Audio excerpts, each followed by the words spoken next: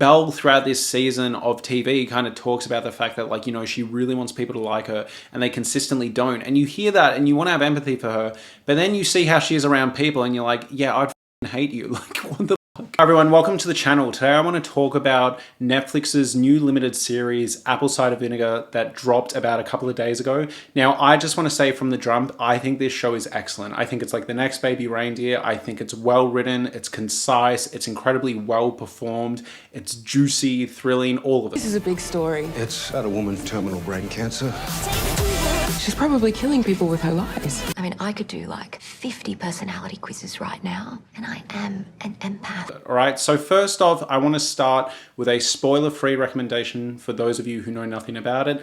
Then, for those of you who aren't fully sold, I'll get into a bit more of the plot, but still relatively spoiler-free. And then the majority of this video is going to be a spoiler-filled discussion for those of you who have watched the show and kind of want to debrief about it, because this show really goes there. I think it's incredibly well done. Let's just get into what I like. So for those of you who don't know, Apple Cider Vinegar is a Netflix miniseries that delves into the true story of Belle Gibson, an Australian wellness influencer who falsely claimed to have cured her terminal brain cancer through natural remedies. This series explores her deceit and its impact on those around her. So basically, yeah, the show is about a woman who faked cancer and became an influencer of it, and the harm that caused to people who followed her remedies and followed what she was selling. Those who drank the Kool-Aid, essentially. But I think what this show does so well is that there are three core characters. Yes, this is very much sort of a Wolf of Wall Street sort of villain piece type of thing about Belle Gibson. She's talking to the camera in these very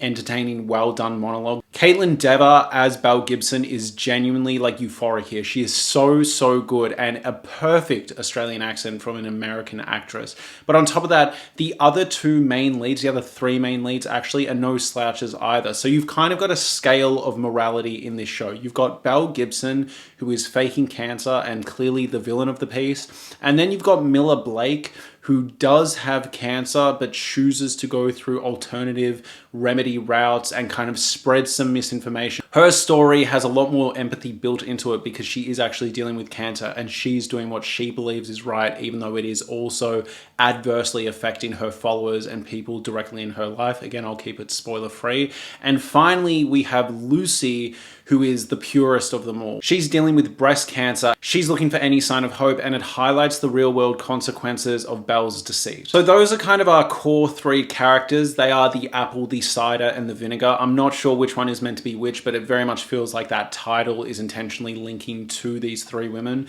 But on top of that, you also get a great character named Chanel, played by Aisha D, in an absolutely show-stealing performance. Every time she was on screen, I was hooked. She's from The Bold Type, also from an incredible Australian horror movie called Sissy, which also deals with a similar premise, right? Like a fake kind of influencer spreading hate around her. And if you are looking for suggestions similar to this show, I'm going to give you a few. First off, there was a great film a couple of years ago called Sick of Myself. This follows a woman essentially with Munchausen syndrome who makes herself sick to get attention from other people, and you see her build this incredible like social media modeling career. Another one is Not Okay. This follows a young woman who essentially pretends she was part of a terrorist attack. She was a victim of a terrorist attack and the fallout of the influence she gains from it. And also, again, as I mentioned before, Sissy, a great Australian horror movie. Now, before I get into a full spoiler discussion for those of you who have seen the show, I just want to rattle off a few things I really appreciate about this show. First off,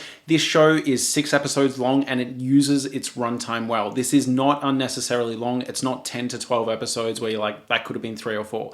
6 episodes, perfect length. Every episode packs a massive emotional punch. It's consistently devastating, very darkly funny. It reminds me of a more refined Ryan Murphy. It feels like they took the formula that Ryan Murphy has been applying to his shows like Dharma and the Menendez brothers story and really kind of narrowed it down to less sensationalist and far more personal. So a lot of these stories are devastating and hard to watch. I think what the show has to say about the wellness industry, the way we are manipulated by these influencers, the way we are all looking for hope through our phone screens rather than just like dealing with the harsh reality of the world, is perfectly executed. I also think, genuinely, I am not being hyperbolic, This is one of the best shows I've seen in years. In Yonks, in terms of fleshing out its characters.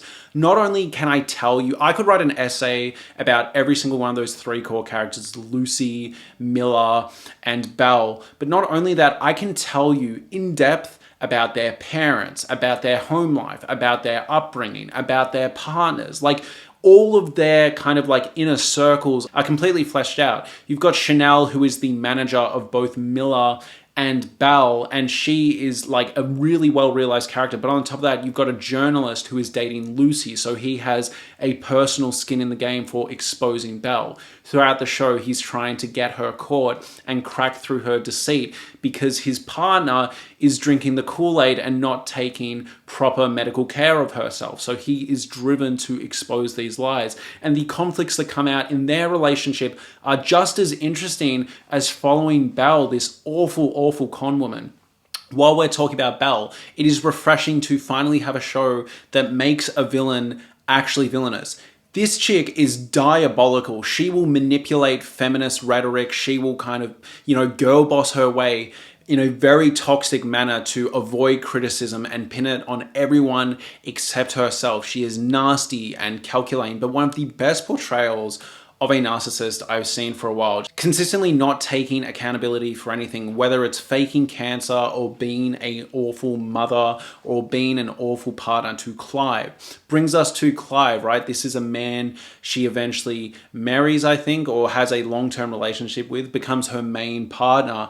And he is a really well-realized character too. He's someone you're constantly waiting to kind of catch her in the act or actually say what he wants to say. And he's constantly stuck in this state of arrested development. I could talk about all these characters for so long, and I will do that in the spoiler section of this video, do not worry, but I have to commend the show for taking this cast of characters and somehow in 6 hours feeling like I've spent 12, 20 hours with each of them. By the time the show is done, you are emotionally exhausted and devastated, but you also feel like you've got this rich understanding of how this situation unfolded, what it was like for the victims, what it was like for the people profiting off it, what it was like for the charities, and what it was like for the main three people involved. It's kind of flawlessly executed. So if you aren't sold on this show, I don't know what you're doing. Like, go watch it immediately, because now we're going to get in a spoiler-filled discussion. We are going to go episode by episode, scenes that jumped out to me. We're also going to go character by character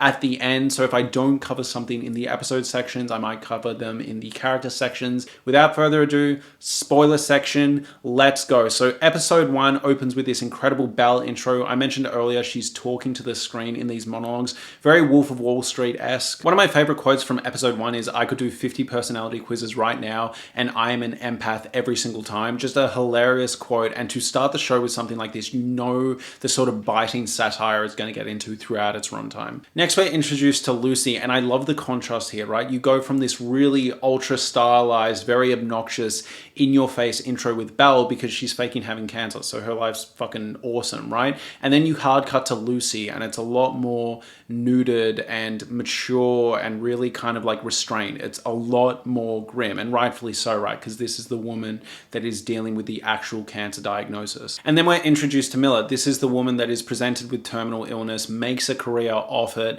when she refuses traditional kind of medicine. And then as the series progresses, and she has to deal with the idea of, oh my God, these remedies that I thought were working aren't working anymore. Do I tell my loyal followers, or do I kind of keep this a secret? It's really well executed. I think her story is almost the most compelling one out of everyone's. It might actually eclipse Belle's. I think this almost becomes a show where you've got two co-leads. This is very much Belle Gibson's story, but I feel like Miller's story is so captivating and feels like such a good sort of like counterpoint to Belle's that it becomes just as interesting. And I think her character introduction also says a lot about her. Her intro, there's this quote where she says, when Anne Hathaway is living her best life post-makeover in The Devil Wears Prada, that's what my life felt like before cancer. And the interesting thing is that's a total misread of Devil Wears Prada. The point of that movie is when Anne Hathaway feels like she's living her best life, feels like she's at the top of the fashion game and like crushing it in her career, she's actually been awful to everyone around her.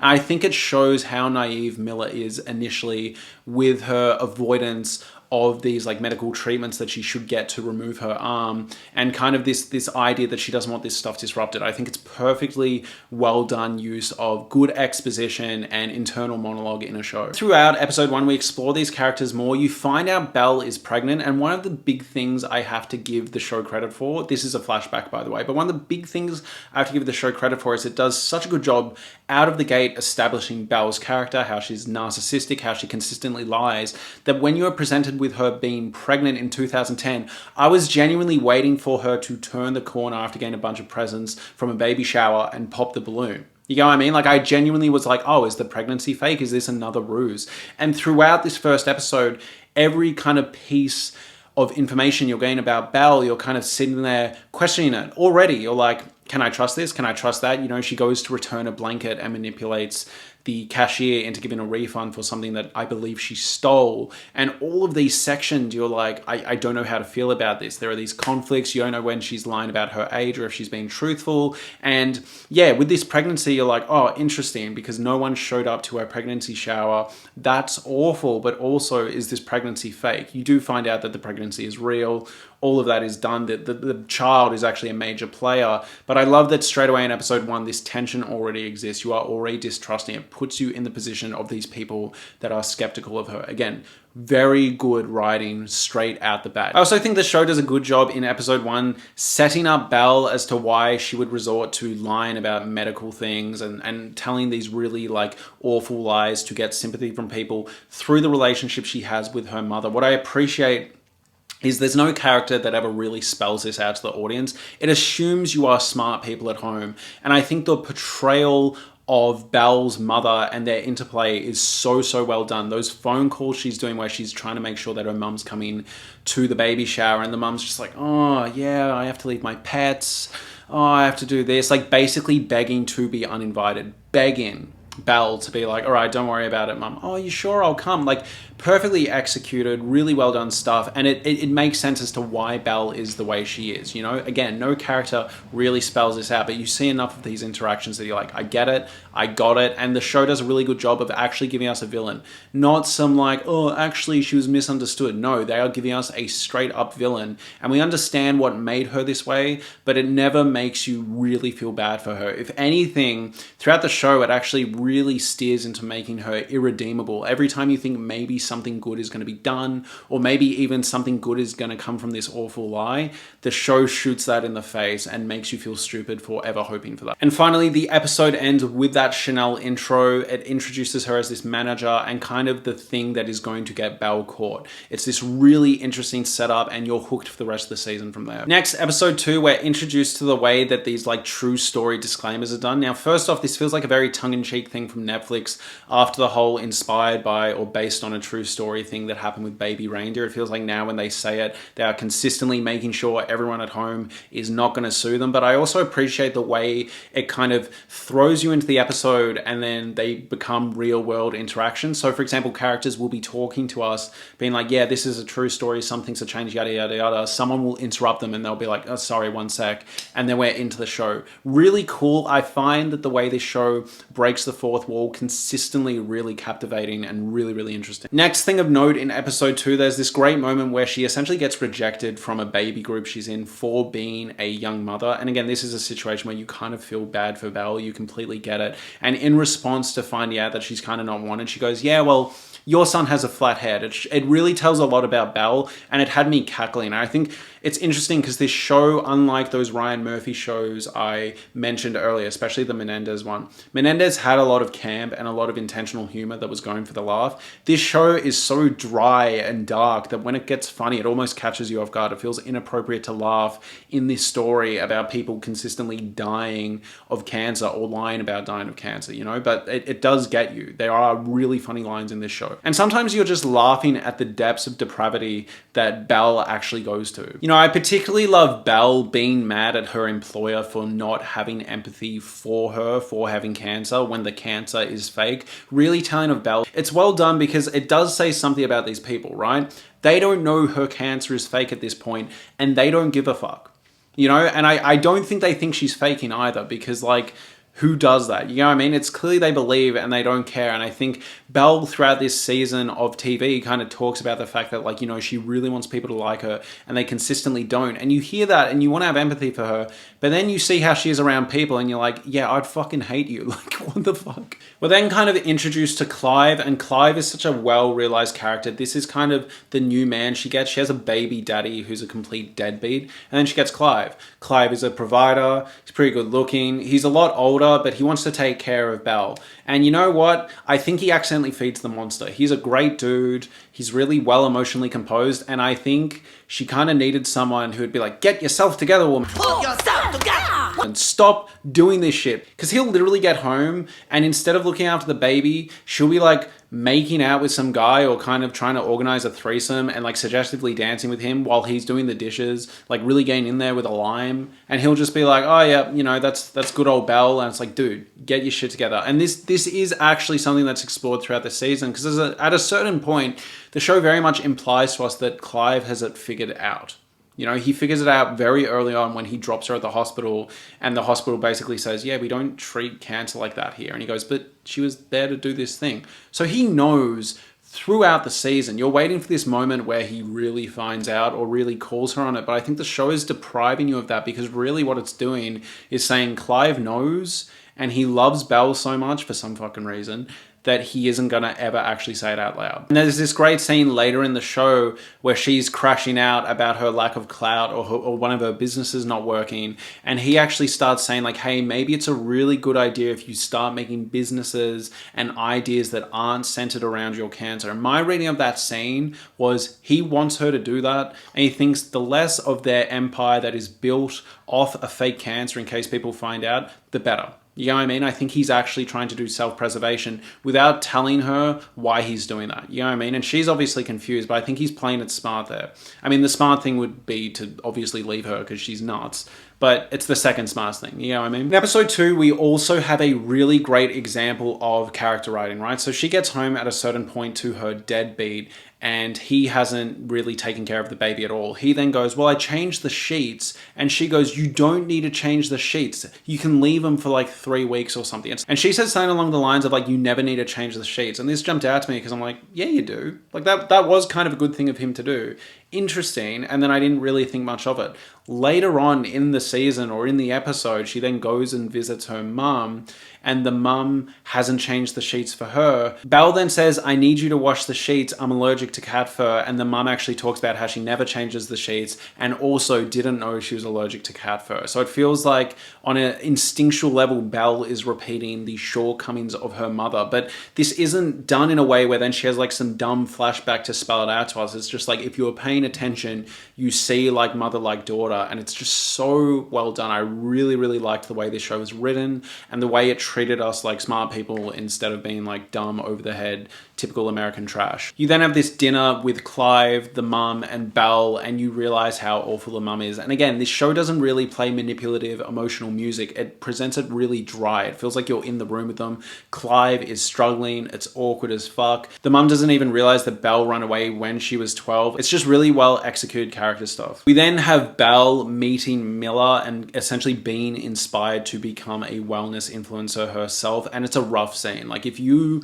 struggle with awkward social interactions, their first interaction is literally just so fucking painful. All right, episode 3 is where we really start to get into dark, awful, uncomfortable territory. We have that subplot between Clive and Belle where she, I believe, gives a stillbirth. I think that's the right expression. I may be wrong, but essentially her child dies in the womb and she still needs to deliver it. And I think the most awful thing here is it seems like she doesn't really give a shit. It seems like Clive wanted a child of his own and she was like whatever about it, and she doesn't particularly seem too phased when the child dies. And one of the roughest sections is when Clive, after being a really supportive partner, is sitting there crying holding this stillborn baby, and she's talking to the doctor about like, oh, can you get me a discount on the placenta pills we're going to be made?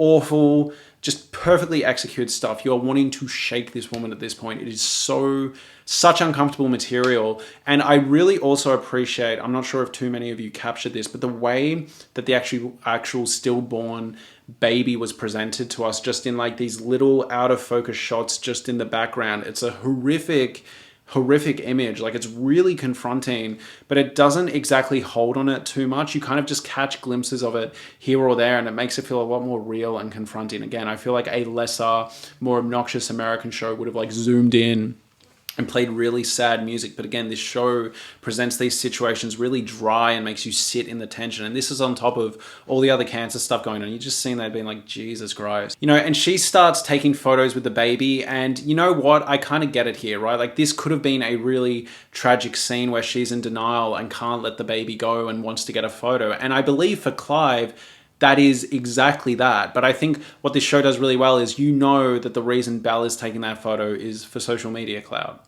She seems excited to be taking this photo. She's like, oh, cool. Some actual trauma to add to my repertoire. It's really well-written stuff. Clive literally goes like, oh my God, she was perfect. What a loss. And she deadass goes, nature knows she wasn't perfect. That's why it wasn't successful. Like, holy shit, woman. Also, what I appreciate is then throughout this episode, there's like montage editing. We jump forward in time after this stillbirth, and you see that Clive and Belle, the physical toll that stillbirth has actually had, they're both tired and emotionally devastated. And again, like, the show never spells this out to you. You just consistently notice throughout the episode. Again, I referenced it earlier, but we jump forward in time and there's that discussion where Clive, who clearly knows that she's faking cancer, suggests that they chill out about the cancer stuff because he knows it's fucking bullshit. And he goes, maybe we should go under the radar.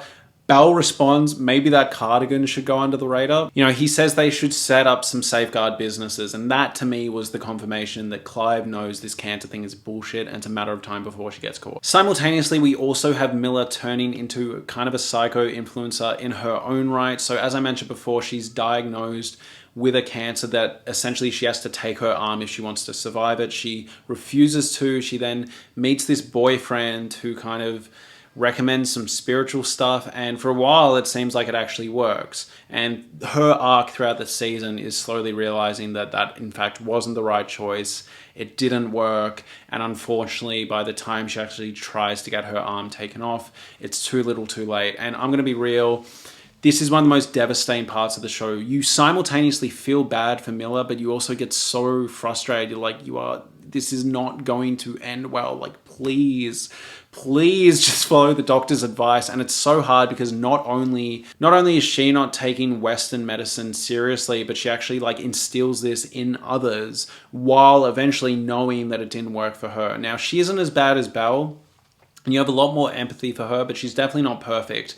And one of the roughest subplots explored here is that of the dad, the father of Miller. He has to watch her kind of get, you know, swept up in this boyfriend who, I know he didn't mean harm, but it's a rough situation to watch. It is a rough situation to watch. And not only that, but Miller actually starts influencing her mum to start doing these constant kind of like enemas to like flush out her colon, and that eventually kills the mum. In the grimmest moment, in my opinion, of the entire show. She essentially kills her mother, and not only that, shortly after realizes that her arm is going to have to cut off. Like, she is not cured of cancer herself, and this poor father has to sit there and watch both of them leave his life. And like, oh my God, like, just completely rough. And I found this really tough to watch. I lost my father to cancer like 2 years ago. And I remember people used to show up to him while he was trying to get, you know, access to these like really serious, promising treatments. And people would show up and be like, bro, have you tried fasting? I tried fasting and it cleared my skin up. Maybe it's going to help with your cancer, man. Like, forget all these chemos. They're just awful. And it was like so insulting to watch. I know this is getting a bit personal and it's stepping away from the review. But like, look, if you want to try alternative things in addition, or you want to not even do normal medicine and do it for yourself, that's fine, that's your prerogative. But like, push it on other people. Like, very healthy people coming up to my dying father being like, oh, have you thought about fasting until 4 p.m. while he's like borderline on his deathbed, was one of the most insulting things to watch.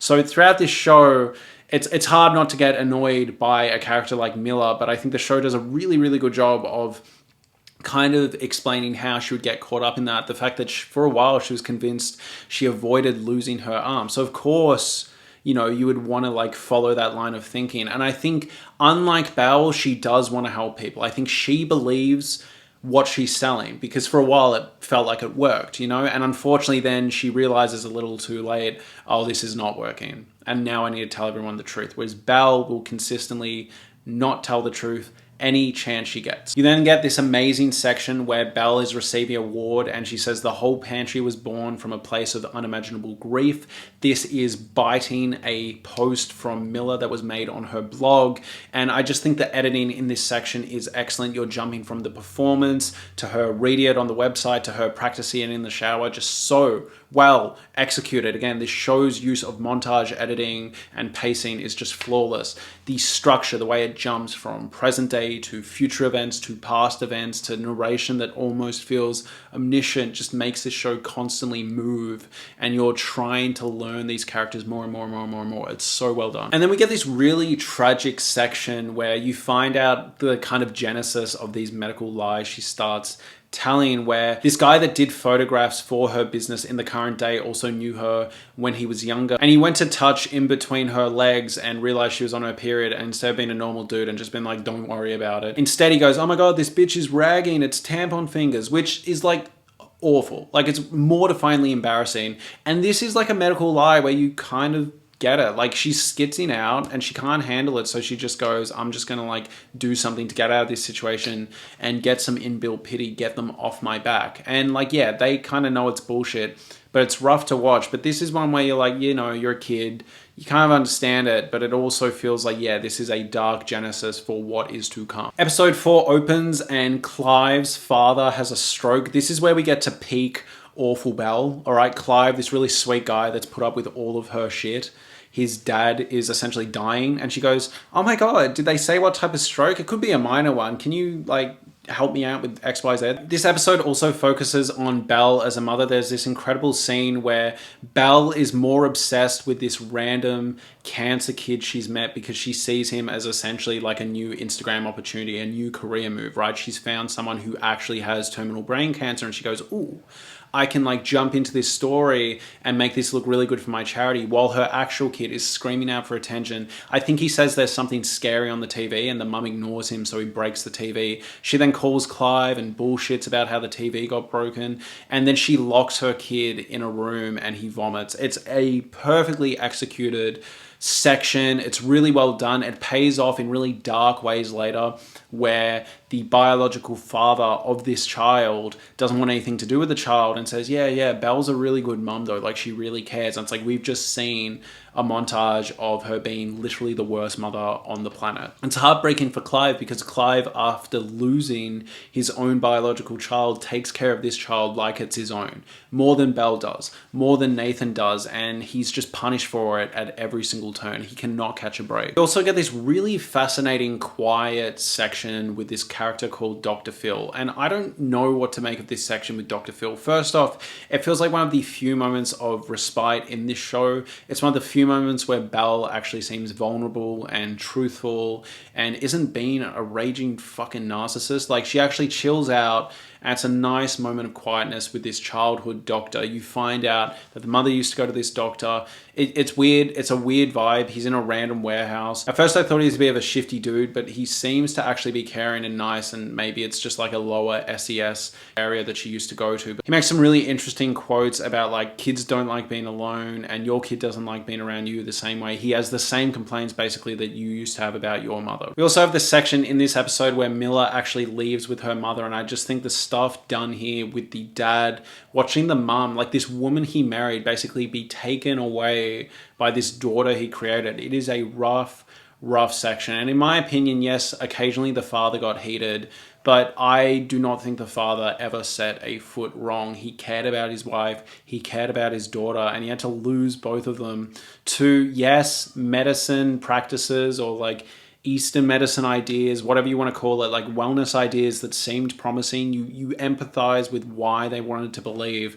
But this is a rough situation to watch. This is a rough, devastating situation to watch. And the mother dies at the airport. It's absolutely brutal. Absolutely brutal section. I like how this show, when it comes to Miller's mum, Miller's father, doesn't seem to pass too much judgment. It just presents this situation and you need to unpack it for yourself. You are simultaneously mad with Miller, but also not mad with Miller. You feel awful for all characters involved. Really well executed. I think the end of this episode has some incredible cross-cut editing as well. There's this sequence, right, where all three characters that I mentioned, what I believe to be the apple, the cider, and the vinegar, Lucy, Miller, and Belle all kind of converge in a really, really interesting moment. So Lucy is off in this spiritual camp. This is the woman with like actual full-blown cancer whose partner is the journalist, and he's really trying to crack the case with Belle. And he's been struggling with the fact that she's not taking traditional therapy either because she's been listening to Belle. So Lucy is out in this forest and I thought she was dying, but she didn't. But she was becoming one with nature. There's these really well done sequences where she's essentially turning into plants. Simultaneously, we are then cutting to Miller, whose mother is dying. So I took it as all three of them were having medical crises. And then it cuts to Belle, who at this party is seemingly having a real seizure. I thought this was a girl that cried wolf moment. And unfortunately, I got fooled again. I got fooled again because it was fake. But yeah, this beautiful moment where all three of them are having what seemed like medical experiences. Lucy is falling into the grass. Miller's mum is dying while Miller's arm is escalating in its severity. And yeah, Belle is having a seizure on the floor. Expertly done, really well done stuff. And I like that with Belle, it's shot from bird's eye view, showing that she's essentially mimicking the behavior she saw from the woman who had the son with cancer. She's like doing an imitation in front of that mother. And we will get to their characters soon because it's one of the most devastating parts of this series. And I also thought the way this episode ended, taking us from that really euphoric montage to someone pulling up an FPOS machine to Lucy, was pitch perfect and really hammered down the message of the show. Episode 5, we get this awesome section where the mum is doing an interview and just like completely unhinged behavior. You see her drag Belle, you see her steal clothes, just a really good portrait of who the mother is. You also have this great insight into Clive. Chanel is talking about Clive, and it's just like this really interesting moment where she goes, oh, you know, I could see occasionally that it would get to him. And there's this one moment where he's yelling the C-bomb and motherfucker and all this stuff and lose it, but that's the only time you really see him lose his cool ever. It's like these quiet moments he has to himself where he lets it go and then he's back to normal. He's clearly taking ashwagandha or something. Then we have another darkest moments of the show. I know I've said this like 4 or 5 times, but you have this discussion where Clive drags Belle down to the hospital and he's like, if you had a seizure, go in there. Go sort your shit out. And she's like, no.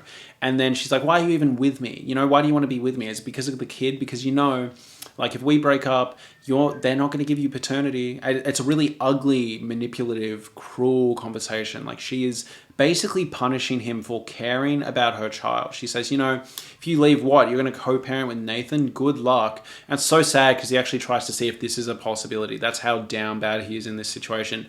And Nathan doesn't want anything to do with his kid and just goes, yeah, Belle's a good mom. Like awful, awful shit. But this conversation between Belle and Clive was brutal. Finally, Chanel, who has been talking to the journalist that is with Lucy, Jason, I believe his name is, the entire series, she's been going to him, reporting this story, trying to get reporters to crack the case. She finally cracks and confronts Belle. She Googles how to stage an intervention with a narcissist, pitch perfect humor, and just flat out asks her, do you have brain cancer? This is the show kind of peaking in this conflict. Finally, Belle promises to tell the truth at this event, and then Chanel actually starts to film it in the hope she can post it and it will go viral. And then instead of admitting her crimes at this event, instead of doing the right thing, Belle proceeds to sing Katy Perry's Raw in the most cringeworthy... I was watching it like this.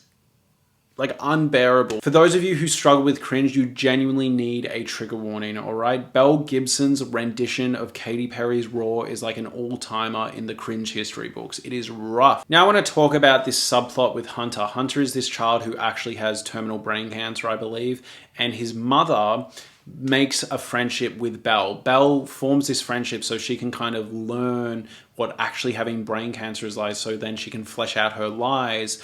And she promises Hunter's family that she'll pay for the surgery. She'll donate money, which she actually does. She successfully donates money so Hunter can go through these surgeries and these procedures to essentially cure his cancer or give him a really good fighting chance.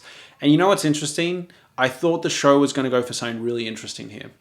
I got fooled again. I was like, oh, is this going to be the moment where even though she's told all these awful lies, something good has now come from it, so we feel conflicted. She's going to pay for this surgery, and then as an audience, we're going to have to sit there and go, oh, what does it mean if someone did these awful, awful lies, but some good came from it? That movie I mentioned before, Not Okay, very much explored this, where it's like, this woman lied about being in a terrorist attack, but genuinely changed lives. What do you do with that? And I was like, oh, here we go. No, Belle Gibson, who never fails to not disappoint, fucking disappoints. She crushed it, all right? In terms of being the worst person ever, she crushed it because she did not pay these people a cent. And not only that, she ignored their calls and emails and let them literally put their son in a bed, in a hospital bed for the procedures to then just like block them. The most awful, awful subplot of this show. But again, another set of characters that are really well defined. I love that Jason, the one that is with Lucy off the back of talking to Chanel, is the one to do this. The section where Jason and the white guy he's with start kind of like actually trying to crack the case and expose Belle as a fraud could have been its own movie. Genuinely, it felt like Spotlight, but for like toxic influencer girl bosses. It's so well done. Episode 6, we have more Belle cringe. We have that awful scene where she goes to Miller's mother's funeral and hysterically cries. And it's interesting because these are genuine tears, but they're not for Miller's mother. They are because of the stress of her situation of she's about to get caught. The journalists have just asked a bunch of questions. Everyone's asking her about the money. All of her businesses are falling apart. That's why she's crying. And there's this great scene where she goes up to Miller's boyfriend. Sorry, no, correction. This was Miller's funeral. Even fucking worse. She goes to Miller's funeral and then kind of talks to the boyfriend, and the boyfriend very quickly figures out who she is because of how fucking weird she is, and tells Belle to her face that Miller said she gave you the creeps. And this is one of the most interesting moments of the season because she starts crying afterwards. She's like mortified. And you could read this one of two ways. She's genuinely shocked and hurt that someone didn't like her, sees her for who she is, or she's sad because she realizes the ruse no longer is working. Do you know what I mean? Is she crying because like, oh, Miller's opinion really actually mattered a lot to me? Or is she crying because like her shit isn't working anymore? People are realizing who she is.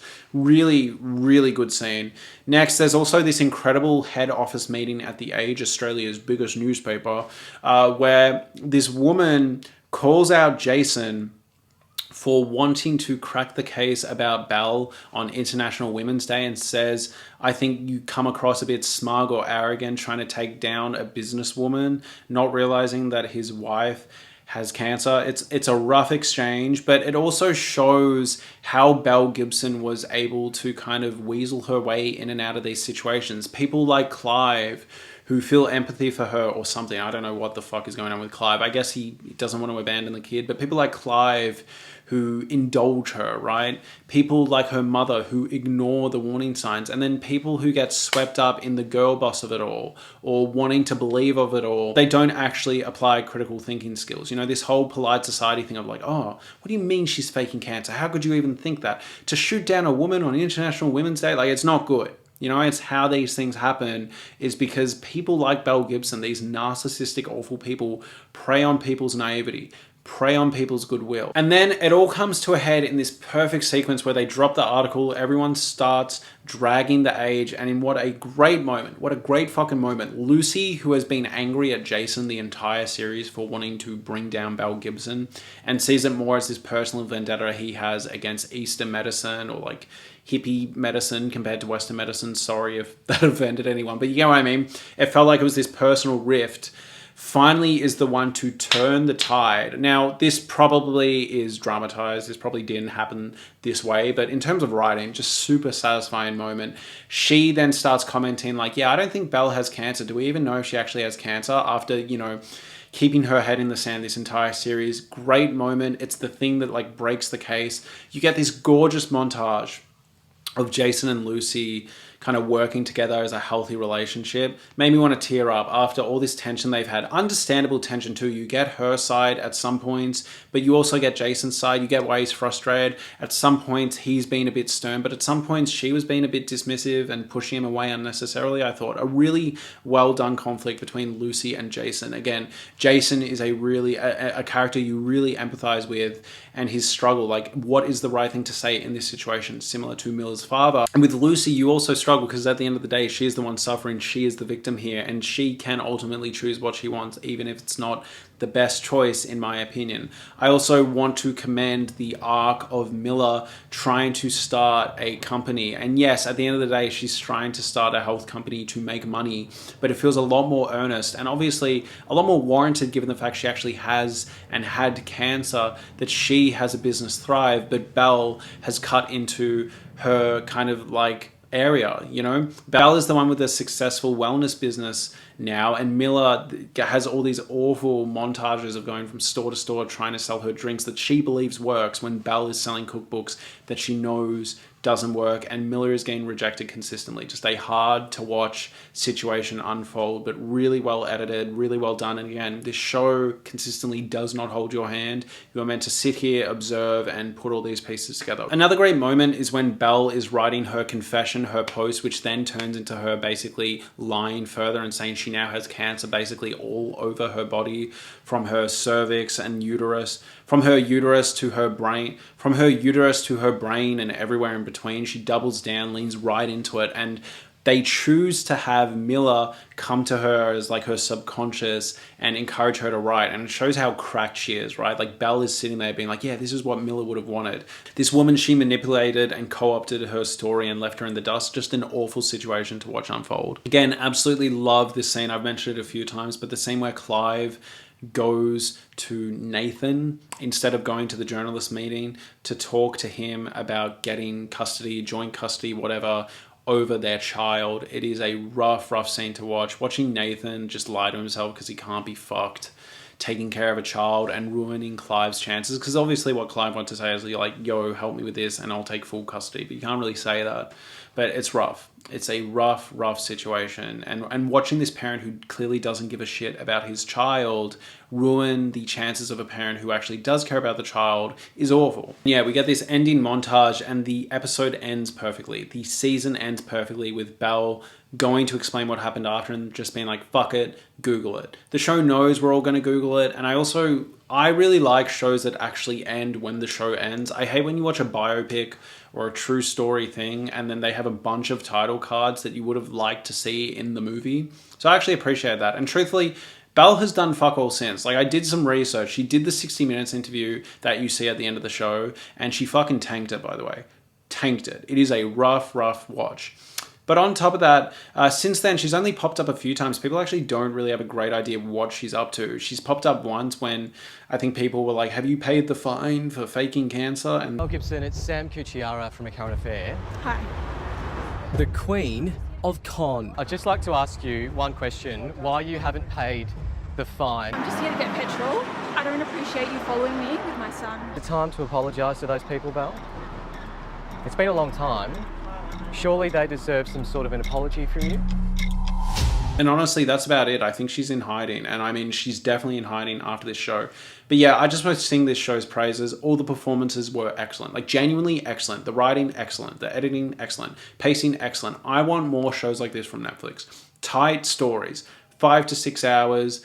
Just a good story that needed to be told. Well performed. I actually think Caitlin Dever should be up for Emmy or Golden Globe nominations. And you know what? I actually think Aisha D as Chanel also the woman that played Miller. Like, they're all really good. Clive from Succession, he was in Succession, the actor that played Clive. He was awesome.